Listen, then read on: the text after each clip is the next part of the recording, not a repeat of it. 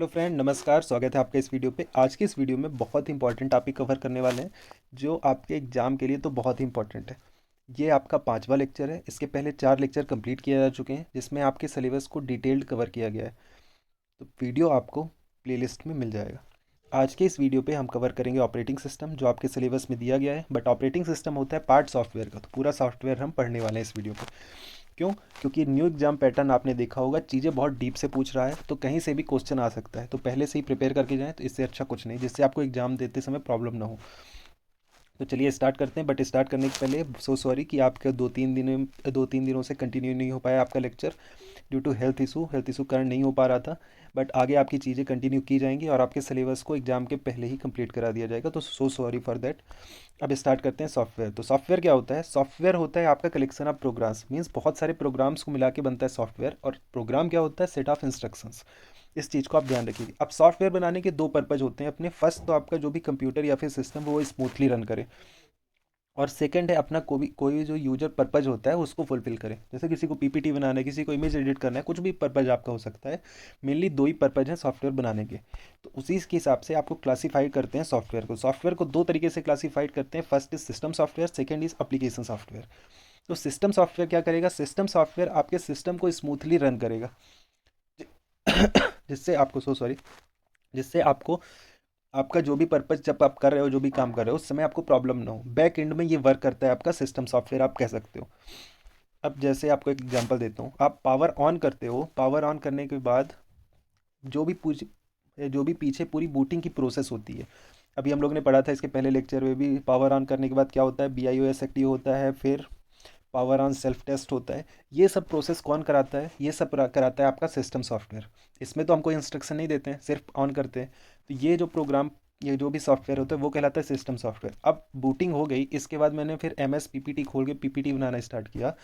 तो ये माइक्रोसॉफ्ट जो PPT सॉफ्टवेयर है वो क्या कहलाएगा? वो आपका कहलाएगा एप्लीकेशन सॉफ्टवेयर। उससे तो सिस्टम का कोई मतलब नहीं है। तो आपको आई होप कि समझ में आ गया होगा अब डिफरेंस कि सिस्टम सॉफ्टवेयर और एप्लीकेशन सॉफ्टवेयर क्या है। अब इसको क्लासीफाई करोगे अगर सिस्टम सॉफ्टवेयर को, तो सिस्टम सॉफ्टवेयर को आप 3 तरीके से क्लासीफाई कर सकते हैं। First is operating system. सबसे मेन तो ऑपरेटिंग सिस्टम क्या करता है? कोऑर्डिनेट करता है आपका हार्डवेयर और सॉफ्टवेयर के बीच में। ठीक है, ये बहुत इंपॉर्टेंट पार्ट है सिस्टम का। आप इसको नाम ध्यान रखिएगा, ये एग्जाम में पूछे जाते हैं। तो ऑपरेटिंग सिस्टम कौन है? विंडोज़, जैसे माइक्रोसॉफ्ट का विंडोज़, एप्पल का मैक, एंड्रॉयड गूगल का Android operating system, Linux, iOS, Ubuntu। ये आप एग्जाम्पल ध्यान रखेंगे, ये आपको पूछा जा सकता है। अब ऑपरेटिंग सिस्टम तो हो गया, हार्डवेयर सॉफ्टवेयर को कोऑर्डिनेट करेगा। सेकंड आपको ज़रूरत पड़ती है एक ट्रांसलेटर की, लैंग्वेज ट्रांसलेटर। क्योंकि अभी लेटेस्ट में जो भी जितनी भी लैंग्वेजेस हैं सॉफ्टवेयर बनाने में या फिर प्रोग्राम बनाने में यूज करते हैं, वो करते हैं हम हाई लेवल लैंग्वेज, जिसमें बहुत सारे इंग्लिश के वर्ड होते हैं, तो बहुत से वर्ड होते हैं। बट कंप्यूटर अपनी लैंग्वेज कौन सी समझता है? बाइनरी, 0 और 1 के फॉर्म में। तो जो ये लैंग्वेज है इसको कन्वर्ट करना पड़ेगा, तभी तो आपका क्या सिस्टम समझ पाएगा। इसी के लिए यूज होता है ट्रांसलेटर। तो ट्रांसलेटर में ध्यान रखिएगा 3 टाइप: असेंबलर, कंपाइलर और इंटरप्रेटर। इसको हम आगे पढ़ेंगे। अब थर्ड है यूटिलिटी सॉफ्टवेयर। तो यूटिलिटी सॉफ्टवेयर यूज होता है सिस्टम मेंटेनेंस या फिर सिस्टम की सिक्योरिटी के लिए, जैसे antivirus, file management, compression tool, disc management tool, cleaner या फिर बैकअप टूल। ये सब क्या कहलाते हैं? Utility software. यूटिलिटी सॉफ्टवेयर के बाद अब आते हैं एप्लीकेशन सॉफ्टवेयर के पार्ट में। यूज तो आपको पता है, स्पेसिफिक टास्क को फुलफिल करने के लिए। जैसे जनरल पर्पस टास्क होती है, इमेज एडिटर हो गया, माइक्रो वर्ड प्रोसेसर, या फिर वीडियो कह सकते, video player, browser, MS office. ये सब हो गए जनरल पर्पज। और कुछ स्पेसिफिक पर्पज होते हैं, जैसे रिजर्वेशन सिस्टम हो गया, अटेंडेंस सिस्टम। ये आपको यूज नहीं होता, ये होते हैं इंटरप्राइजेज में यूज होते हैं, या फिर कंपनीज में आप कह सकते हो बिलिंग सिस्टम। तो आई होप ये आपको क्लासिफिकेशन समझ में हो गया अकॉर्डिंग टू यूज़। अब आते हैं अकॉर्डिंग टू अवेलेबिलिटी, आपका क्या क्लासीफाई किया जाता है। आपको ये नहीं, क्लासिफिकेशन नहीं याद रखना है, सिर्फ ये ध्यान रखना है जैसे सिस्टम सॉफ्टवेयर कौन सा हो गया, या फिर OS में क्या क्या नाम, कौन कौन से OS कहलाते हैं। ये आपको ध्यान रखना है। ये नहीं याद रखना है कि इसको 7 टाइप पे क्लासीफाइड किया, इसको 3 टाइप पे। ये आपसे मतलब नहीं, आपको समझ में आना चाहिए किसका क्या यूज है। ठीक। अब आते हैं सबसे फर्स्ट ओपन सोर्स सॉफ्टवेयर। तो ओपन सोर्स सॉफ्टवेयर क्या कहलाते हैं? जो फ्रीली अवेलेबल होते हैं, उनके सोर्स कोड भी अवेलेबल होते हैं। आपको जिसके लिए पैसे पे नहीं करने पड़ते। जिसने बनाया होगा वो आपको फ्रीली उपलब्ध करा रहा है। जैसे आप लाइनक्स देख लो, ये ओपन सोर्स सॉफ्टवेयर है। VLC प्लेयर है, मोजिला फायरफॉक्स है, अपाचे वेब सर्वर है। ये सब क्या है? आपके ओपन सोर्स सॉफ्टवेयर, जो कि आपको फ्रीली अवेलेबल हो, आपको कोई पे ना करना पड़े, और उसके सोर्स कोड भी अवेलेबल हो, वो कहलाते हैं क्या? Open source software. Code close source software क्या कहलाते हैं, जिसके सोर्स कोड फ्रीली अवेलेबल नहीं होते। जैसे एम एस ऑफिस, अभी तो आप पायरेट का भी यूज करते हो, बट एम एस ऑफिस परचेस करनी पड़ती है। एंटीवायरस है, एंटीवायरस भी जब आप परचेस करते हो उसमें भी आपको तभी आप उसका एक्सेस कर सकते हो, अदरवाइज आपको वो यूज नहीं होगा। Third is nagware. ये इसका एग्जांपल पूछा जाता है आपका नेगवेयर का। नॉब नेगवेयर क्या कहलाता है, जिसका कुछ एक्सपायरी पीरियड होता है। जैसे आप नेटफ्लिक्स ले लो, अमेजन प्राइम ले लो, हॉटस्टार ले लो, या फिर कोई भी सर्विसेज जो यूज करते हो जो कि आप पे करते हो और उसका कुछ एक्सपायरी डेट होता है, वो क्या कहलाता है, नेगवेयर सॉफ्टवेयर। नेगवेयर के बाद होता है फ्रीवेयर, जो कि फ्रीली अवेलेबल है, जिसके लिए आपको पे नहीं करना पड़ता है। जैसे सबसे अच्छा एग्जांपल व्हाट्सएप हो गया आपका, या फिर कोई भी इंस्टेंट मैसेजिंग सर्विसेज अभी जो यूज हो रही हैं, फेसबुक मैसेंजर हो गया, ब्राउज़र हो गया, गूगल के मेनली जितनी भी सर्विसेज हैं, जितने भी सॉफ्टवेयर हैं, सब आप फ्रीली यूज करते हो, उसके लिए कुछ पे नहीं करते हो। जैसे मैप हो गया, गूगल का क्रोम ब्राउज़र हो गया, जो भी आप यूज कर रहे हो गूगल गूगल की सर्विसेज मेनली फ्रीली अवेलेबल है। अब आते हैं shareware software. Shareware software use होता है मेनली डेमो पर्पजेस के लिए, मीन्स जैसे 3 मंथ के लिए आप उसको ट्रायल वर्जन के लिए ले सकते हो, जिसमें मेनली एंटीवायरस हो गया, फिर कोई भी सर्विसेज या कोई भी सॉफ्टवेयर आपको ट्रायल वर्जन के लिए दिया जाता है, वो क्या कहलाता है, शेयरवेयर सॉफ्टवेयर। ये तो हो गया सॉफ्टवेयर का क्लासिफिकेशन। अब आते हैं ऑपरेटिंग सिस्टम में। तो ऑपरेटिंग सिस्टम क्या करता है, act as interface between hardware and software. Mainly आप बूटिंग की प्रोसेस देख लोगे, पिछले वीडियो में भी कवर की गई हैं, तो आपको समझ में आ जाएगा ऑपरेटिंग सिस्टम में क्या क्या काम है। जैसे कोई भी आपको एप्लीकेशन यूज करनी है, एप्लीकेशन सॉफ्टवेयर, जैसे एम एस ऑफिस ही यूज करना है, तो एम एस ऑफिस आप यूज कर रहे हो, बट सिस्टम को स्मूथली जो रन पीछे से क्या कर रहा है, ऑपरेटिंग सिस्टम कर रहा है। ठीक। अब कोऑर्डिनेशन इसके लिए किससे कर रहा है, वो हार्डवेयर से कर रहा है। अब एक ये ध्यान रखिएगा, क्वेश्चन पूछा भी गया बहुत बार कि कोर ऑफ ऑपरेटिंग सिस्टम क्या कहलाता है, तो कर्नल। ठीक ना, इस चीज़ को आप ध्यान रखेंगे। ऑपरेटिंग सिस्टम वर्क क्या करता है, system management, hardware management, memory management, security management, file management, schedule management, कि कौन सा टास्क पहले होगा, कौन सी की चीज़ें कैसे होंगी, ये सब आपको करता है ऑपरेटिंग सिस्टम। अब आ जाते हैं टाइप्स ऑफ ऑपरेटिंग सिस्टम। ये बहुत इंपॉर्टेंट है। अकॉर्डिंग टू इंटरफेस, तो दो आपस में क्लासिफाइड कर सकते हो। First is character user interface, second is graphical user interface. तो अभी हम क्या यूज कर रहे हैं, ग्राफिकल यूजर इंटरफेस। इसमें आप कोई कमांड नहीं देते हो, आपके आइकॉन बने रहते हैं, आपके सामने ग्राफिक्स दिखती रहती है, आप इसी में टास्क करते हो। इसी को, जैसे अगर आपको कोई भी फाइल मूव करनी है तो आप इसी को क्लिक करके मूव कर देते हो। ये क्या आपका ग्राफिकल यूजर इंटरफेस। वही कैरेक्टर यूजर इंटरफेस में क्या होता है कि आपको कुछ भी टास्क करना है, आपको कुछ ग्राफिक्स नहीं दिखती है उसमें। उसमें क्या होता है कि आपको कमांड देनी पड़ती है इंडिविजुअल टास्क के लिए। जैसे एम एस डॉस आपने यूज किया होगा, फिर विंडोज़ प्रॉम्प्ट कमांड प्रॉम्प्ट में आपने देखा होगा कि आपको क्या करना पड़ता है कि स्पेसिफिक आपको कैरेक्टर फिल करना पड़ता है, तभी आपको वो टास्क होता है। अब डॉस का फुल फॉर्म यहीं पे देख लो, बाद में नहीं जरूरत पड़ेगी। Disk operating system. अब आते हैं अकॉर्डिंग टू यूज ओएस को क्लासीफाई कैसे किया जा सकता है। तो सिंगल यूजर ओएस। तो सिंगल यूजर ओएस में क्या होता है, सिंगल यूजर सिंगल टास्क, मतलब एक ही यूजर और एक ही टास्क को करेगा। जैसे एम एस डॉस हो गया। Second single user multi task, वो हो गया विंडोज़, एंड्रॉयड, आई ओ एस। आप यूज करते हो ना बहुत सारी विंडोज़ एक साथ ओपन करके, जैसे पीपीटी बना रहे हो, पीछे आपका उसमें ब्राउज़र में कुछ सर्च भी किया हुआ है, यहाँ इमेज भी ओपन है, तो बहुत सारी चीज़ें एक साथ कवर कर रहे हैं, तो वो क्या है, मल्टी यूज़र। मल्टी यूज़र नहीं है, वो मल्टी टास्क है। ठीक ना, मल्टी यूज़र मतलब होता है कि बहुत सारे यूज़र एक साथ, 2 या 3 लोग एक कंप्यूटर को यूज कर रहे हो एक साथ, वो क्या कहलाता है, मल्टी यूज़र। तो मल्टी यूज़र कहलाता है आपका यूनिक्स, मेनली सर्वर में जो यूज होता है। अब है मल्टीटास्किंग, आपने देख ही लिया, एंड्रॉयड, विंडोज़, यूनिक्स, ये क्या है, सब मल्टीटास्किंग। बट एंड्रॉयड और विंडोज़ क्या है, सिंगल यूजर मल्टीटास्किंग है। बट यूनिक्स क्या है, मल्टीटास्किंग, मल्टी यूजर मल्टीटास्किंग, मतलब बहुत सारे लोग, और ये मल्टीटास्किंग टास्क भी करता है। बट एंड्रॉयड और विंडोज़ में सिंगल यूजर होता है, बट सिस्टम क्या है आपका, मल्टीटास्क करता है, that is multitasking. Multitasking means इसके बाद हो गई मल्टी प्रोसेसिंग, मतलब बहुत सारे लोग तो काम कर ही रहे हैं एक साथ, यूज कर रहे हैं सिस्टम को, बट ये भी बहुत सारी चीज़ें एक साथ प्रोसेस कर रहा है, दैट इज़ मल्टी प्रोसेसिंग। या फिर मल्टीपल सीपीयू, या फिर utilisation of multiple CPU in a single computer system, ये आप कह सकते हो। अब इसके बाद आते हैं आपका एम्बेडेड ओएस। एम्बेडेड ओएस में क्या होता है कि एक स्मॉल मशीन, आप कोई भी स्मॉल मशीन में कोई छोटा सा टास्क करने के लिए उसमें पहले से ही आपका होता है एम्बेडेड रहता है, that is called embedded OS. उसमें हो सकता है ATM machine, digital camera, smart TV, ये सब भी आ रही हैं, उसमें बहुत सारे टास्क हो जाते हैं, उसमें क्या रहता है, एम्बेडेड ओएस। इसके बाद network operating system mainly use होता है नेटवर्क्स में या फिर ग्रुप्स में, मेंटेन करता है, मैनेज करता है सिक्योरिटी, यूजर ग्रुप, कि फिर कौन सी चीज़ें उसको एक्सेस देनी है, किसी को कौन सी चीज़ों को एक्सेस नहीं देना है। जैसे आपने देखा होगा आपकी कॉलेज में जो भी नेटवर्क में सर्वर से जो भी कनेक्ट रहती हैं चीज़ें, तो कोई प्रिंटर का आपको यूज नहीं करने देते हैं, प्रिंटर का एक्सेस नहीं देते हैं, बहुत सारी फाइलों का एक्सेस नहीं देते हैं। वो कौन कंट्रोल करता है, वो करता है आपका नेटवर्क ऑपरेटिंग सिस्टम। एग्जाम्पल इसके क्या है, विंडोज़ NT, विंडोज़ सर्वर 2003। ये क्वेश्चन पूछा जाता है बैच प्रोसेसिंग ओएस। तो बैच प्रोसेसिंग ओएस क्या करता है, ग्रुप्स ऑफ जॉब को एक साथ करता है, लेकिन ये बहुत ही स्लो होता है और मेनली फर्स्ट जनरेशन कंप्यूटर में यूज होता था। टाइम शेयरिंग, इसमें क्या होता है कि ईच टास्क को एग्जीक्यूट करने के लिए सम टाइम इसमें प्रोवाइड किया जाता है।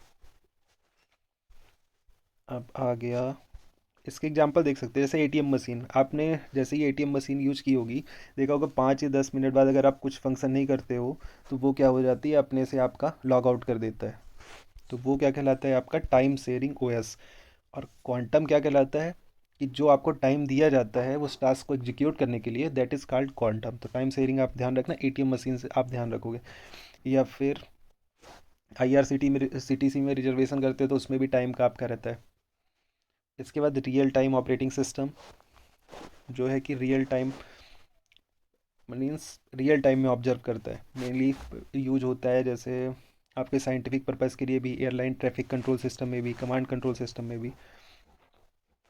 तो ये हो गया आपका OS, operating system. I hope कि आपको समझ में आ गया होगा, इतना ज़्यादा इसमें क्लासिफिकेशन में जाने की ज़रूरत नहीं है, जनरल आप ध्यान रखना। और अब आते हैं विंडोज़। विंडोज़ क्या है, आपका ऑपरेटिंग सिस्टम मेनली, और सबसे फेमस ऑपरेटिंग सिस्टम है, मेनली इंडिया में तो सबसे ज़्यादा यूज होता है, इसलिए इसके बारे में पढ़ेंगे इसमें। तो सबसे फर्स्ट विंडोज़ 1.0 आया था 1985 में, बट ये ग्राफिकल यूजर इंटरफेस इसमें नहीं था, इसमें क्या था, कैरेक्टर यूजर इंटरफेस, तो MS DOS था उस समय। फिर आया विंडोज़ 3.1 1992 में, ये ईयर आपको याद नहीं रखना है, ये बस ध्यान रखना नाम। विंडोज़ 3.1 में first time graphical user interface आपका यूज किया गया था। फिर आया विंडोज़ 95। तो 95 में क्या हुआ था, first time internet explorer use हुआ था, स्टार्ट बटन हुई थी, टास्क बार फॉर मल्टीटास्किंग, और माई कंप्यूटर यूज हुआ था। बहुत सारी चीज़ें हुई थी, बट इंपॉर्टेंट चीज़ें यहाँ पे आपको प्रोवाइड की गई हैं। क्या ध्यान रखना है आपको, नाम ध्यान रखना है। विंडोज़ 3.1 में सबसे पहले ग्राफिकल यूजर इंटरफेस, विंडोज़ 95 में सबसे पहले internet explorer, means internet first time use हुआ था विंडोज़ 95 में। विंडोज़ 2000 को कहते हैं मिलेनियम एडिशन, ME। अब देखो, ये ध्यान रखो तो आपको याद ही रहेगा, Windows 3.1 first time graphical user interface, 95 में फर्स्ट टाइम आपने इंटरनेट यूज़ किया। Windows 2000 is called millennium edition, XP। Windows 2001 को विंडोज़ XP कहते हैं, जिसको XP मीन्स एक्सपीरियंस। फिर आया विंडोज़ विस्टा, फिर 7 8 9 10, अभी आ गया आपका 11 लेटेस्ट। ये हो गया आपका विंडोज़। ये हो गया आपका ऑपरेटिंग सिस्टम में, एक operating system Windows operating system के बारे में पढ़ लिया। मेनली यही चीज़ विंडोज़ से पूछी जाती है, और ज़्यादा ज़्यादा चीज़ें नहीं पूछी जाती हैं बहुत डीप में, और नहीं पूछना चाहिए, बाकी पूछ तो कुछ भी सकता है। अब आते हैं next, language translator. Language translator किसका पार्ट है, सबसे फर्स्ट पार्ट है सिस्टम सॉफ्टवेयर का, लैंग्वेज को ट्रांसलेट करने के लिए। तो असेंबलर होता है जो कन्वर्ट करता है आपकी असेंबली लैंग्वेज को machine language. Machine language means हो गई 0 और 1 के फॉर्म में, बाइनरी के फॉर्म में, ठीक है। लैंग्वेज का एक लेक्चर लेंगे, उसमें आपकी सभी लैंग्वेज कवर कर दी जाएंगी। फिर होता है कंपाइलर। कंपाइलर भी क्या करता है, देखो मेनली दो तरह की लैंग्वेज होती हैं, एक होती है लो लेवल लैंग्वेज, एक होती है high level language. High level language means हो गया जिसमें इंग्लिश के वर्ड या फिर बहुत सारे वर्ड यूज कर सकते हैं। बट लो लेवल लैंग्वेज में मेनली आप 0 और 1 के फॉर्म में यूज करोगे, या फिर मशीन लैंग्वेज रहेगी, या फिर असेंबली लैंग्वेज में कुछ और वर्ड इस यूज होते हैं। बट ये बहुत डिफ़िकल्ट होती है इसमें प्रोग्राम करना, इसमें प्रोग्राम करना बहुत ईजी होता है, जैसे C++, जावा, पास्कल, ये सब एग्जांपल हैं आपके हाई लेवल लैंग्वेज के। तो ये आपका लैंग्वेज वाले वीडियो में कवर किया जाएगा। अब आते हैं कंपाइलर। असेंबलर का यूज होगा, आपने समझ गया, असेंबलर मीन्स असेंबलिंग लैंग्वेज को मशीन लैंग्वेज में कन्वर्ट करना है। कंपाइलर भी क्या करता है, हाई लेवल लैंग्वेज को लो लेवल लैंग्वेज में कन्वर्ट करता है, बट क्या करता है, पूरे प्रोग्राम को एक ही समय में कन्वर्ट कर देता है। बट इंटरप्रेटर क्या करता है, वो भी हाई लेवल लैंग्वेज को लो लेवल लैंग्वेज में ही कवर करेगा, कन्वर्ट करेगा, but line by line process करता है। अगर कहीं पे गलती हुई तो उसके आगे प्रोसेस नहीं करता है। तो ये ध्यान रखना है आपको। अब है लिंकर। तो लिंकर क्या करता है, link small program object and create a executable file dot E X. और लोडर, लोडर क्या होता है, load entire program into the main memory. Main memory में पूरे प्रोग्राम को एक साथ लोड करता है। सोर्स कोड क्या कहलाता है, सोर्स कोड कहलाता है प्रोग्राम रिटन बाय प्रोग्रामर। ये तो आपको पता ही होगा। देखो प्रोग्रामर क्या कहता है, सोर्स कोड लिखता है हाई लेवल लैंग्वेज में, सी++, जावा, किसी में भी लिखे। फिर क्या कहता है कंपाइलर, क्या करता है, इसको हाई लेवल लैंग्वेज को लो लेवल लैंग्वेज में एक साथ कन्वर्ट किया। फिर लो लैंग्वेज यहाँ पे यूज होता है असेंबलर। असेंबलर भी क्या कहता है, असेंबली लैंग्वेज को भी मशीन लैंग्वेज में कन्वर्ट करता है। फिर यहाँ पे लिंकर, लिंकर क्या कहलाता है, एग्जीक्यूटेबल फाइल आपकी बनाता है। फिर वो एग्जीक्यूटेबल फाइल को लोडर क्या है, मेन मेमोरी में लोड कर देता है। लोड कर, जैसे ही लोड करेगा तो आपका प्रोग्राम वहाँ पे एग्जीक्यूट हो जाएगा। ठीक, ये आपको पूरी लाइन समझ में आ गई होगी। एप्लीकेशन सॉफ्टवेयर में दो वेब ब्राउज़र शायद आपके सिलेबस में है, वो भी आप पढ़ लीजिए, यहीं पे कोई बहुत बड़ा टॉपिक नहीं है। तो एप्लीकेशन सॉफ्टवेयर में वेब ब्राउज़र, वेब ब्राउज़र और सर्च इंजन में डिफरेंस ध्यान रखना। वेब ब्राउज़र क्या होता है, एप्लीकेशन सॉफ्टवेयर यूज होता है एक्सेस करने के लिए world wide web, world wide web, www, ठीक ना। इससे चीज़ें एक्सेस करने के लिए जो सॉफ्टवेयर यूज होता है वो कहलाता है वेब ब्राउज़र। वेब ब्राउज़र के एग्जांपल क्या हो गए, गूगल क्रोम हो गया, एप्पल में आप यूज करोगे सफारी हो गया, मोजिला फायरफॉक्स हो गया, ओपेरा हो गया, इंटरनेट एक्सप्लोरर हो गया, माइक्रोसॉफ्ट कंपनी पूछता है, मोजिएक हो गया, और नेटस्केप नेविगेटर हो गया। तो मोजिएक को first operating system, first web browser था कौन सा, मोजिएक। भाई सर्च इंजन क्या कहलाता है, क्रोम आपका क्या कहलाता है, वेब ब्राउज़र। और गूगल जो सर्च करते हो आप ना, वो क्या कहलाता है, सर्च इंजन। सर्च इंजन क्या करता है, आपका जो भी रिलेटेड चीज़ें रहती हैं उसको एक जगह सर्च करके उसको शो करता है। जैसे एक तरीके की वेबसाइट, एक ही तरीके की वेबसाइट को आपको उसको शो करता है, वो क्या कहते हैं, सर्च करने में हेल्प करता है सर्च इंजन। सर्च इंजन के एग्जांपल हैं आपके गूगल, बिंग, डक डक गो, याहू, बायडू, ये सब एग्जांपल हैं सर्च इंजन के। तो ब्राउज़र आप ध्यान रखना, ब्राउज़र पूछेगा तो ब्राउज़र मतलब क्रोम, ठीक है, जो यूज क्या हेल्प करेगा आपको, www को एक्सेस करने में आपकी मदद करेगा। ब्राउज़र के अंदर जाओगे तो सर्च इंजन सर्च करोगे तो आएगा गूगल, तो गूगल क्या करेगा, सिमिलर आपकी वेबसाइट को जब सर्च करोगे तो उसमें हेल्प करेगा। ये चीज़ें आपको समझ में आ गई होंगी आई होप। थोड़ा हेल्थ का इशू भी था, बट आई होप कि आपको कंटेंट पूरा प्रोवाइड हो गया है। थोड़ा गले में भी दिक्कत है तो मैनेज कर लेना। चीज़ें पूरी कवर करने की कोशिश की गई है जिससे आपको एग्जाम में प्रॉब्लम ना हो। और अगर वीडियो अच्छा लगा है तो hit the like button and subscribe to our YouTube channel. आप लाइक करते हो तो बहुत ही मोटिवेशन मिलता है और वीडियो बनाने का, और शेयर ज़रूर कर देना। Thank you for watching.